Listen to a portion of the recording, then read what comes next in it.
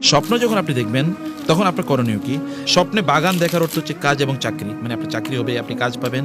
বাগান পড়ে যাওয়ার অর্থ হচ্ছে যে আপনি বেকার হয়ে যাবেন, আপনার একটা পতন হবে। কিয়ামতের আগে কোনো মুসলমানের কোনো স্বপ্ন ভুল হবে না। সে যা দেখছে রাতে সকালবেলা দেখবে তাই ঘটে গেছে।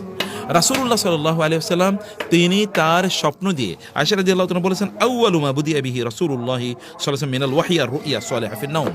রাসূলুল্লাহ সাল্লাল্লাহু আলাইহি ওয়াসাল্লামের কাছে ওহী আসা শুরু হলো স্বপ্নে, মানে স্বপ্ন দেখার মাধ্যমে। রাসূলুল্লাহ সাল্লাল্লাহু আলাইহি ওয়াসাল্লাম নবুয়তের প্রথম 6 মাস কেবল স্বপ্ন দেখতেন। স্বপ্নের মাধ্যমে তিনি নির্দেশ পেতেন 6 মাস। নবুয়ত কত বছরের? 23 বছরের।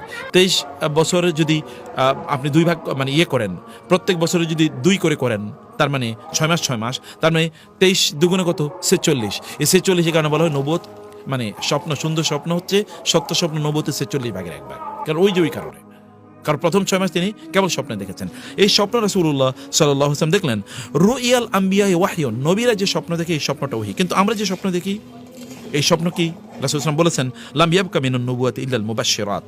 রাসূল বললেন, আর নবুয়ত, আমি তো শেষ নবী, আর কোনো নবুয়ত আসবে না, কোনো নবী আসবে না, কিন্তু মানুষের কাছে মুবাশশিরাত আসবে, সুসংবাদ আসবে। সাহাবায়ে কেরাম বললেন, ওমাল মুবাশশিরাতু ইয়া রাসূলুল্লাহ, মুবাশশিরাত মানে কি? তিনি বললেন, আর রুইয়া সালিহা, উত্তম স্বপ্ন, ভালো স্বপ্ন, এটা নবুয়তের একটা অংশ। নবীদের কাছে ওই আসতো, এটা তোমাদের কাছে এইভাবে উত্তম স্বপ্ন আকারে এটা আসে।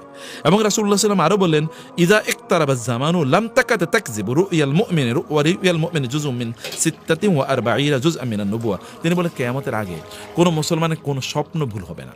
সে যা দেখছে সকালে রাতে, সকালবেলা দেখে তাই ঘটে গেছে। এবং এটা আমাদের জীবনে অসংখ্যবার ঘটেছে। রাতে স্বপ্নে দেখে সকালবেলা তাই ঘটেছে। এটা কিয়ামতের নিকটবর্তী হওয়ার একটা আলামত। এখন আপনাদেরকে যেটা প্রশ্ন করতে চাই তাহলে যে স্বপ্ন যদি কোনো একজন মানুষ দেখে তাহলে তার করণীয় কি? যেহেতু স্বপ্নের আলোচনাটা এসে আপনাদেরকে একটু বলে নিই। স্বপ্নের ব্যাখ্যা সম্পর্কে ইবনুল কাইয়্যিম রাহিমাহুল্লাহ তিনি বলেছেন, যেমন ধরেন স্বপ্ন বাস্তব জীবনে এমন কিছু জিনিস আল্লাহ সুবহানাহু ওয়া তাআলা আমাদেরকে ঘটবেন আমাদের জীবনে, যেটা স্বপ্নের মাধ্যমে আল্লাহ সুবহানাহু ওয়া তাআলা আমাদের কাছে এটাকে ইঙ্গিত বা প্রতীকী বার্তায় প্রেরণ করেন। আচ্ছা, যেমন ধরুন আপনি যে স্বপ্নে কাপড় অথবা জামা দেখেন, তার মানে হলো আপনার দিন এবং ধর্ম কি হবে? আপনি ভালো দিনদার হবেন। যদি কাপড় ভালো এবং বড় দেখা যায়, তার মানে আপনার দিন অনেক বড়, আপনি অনেক মুত্তাকি পরহেজগার লোক হবেন। আর যদি দেখেন আপনার কাপড়টাকে মলিন, সংকীর্ণ, ছেঁড়া ফাটা, তাহলে বোঝাবে যে আপনার দিনের মধ্যে অবনতি ঘটেছে। অতএব জামা কাপড়ের দিনদারির ইঙ্গিত বহন করে।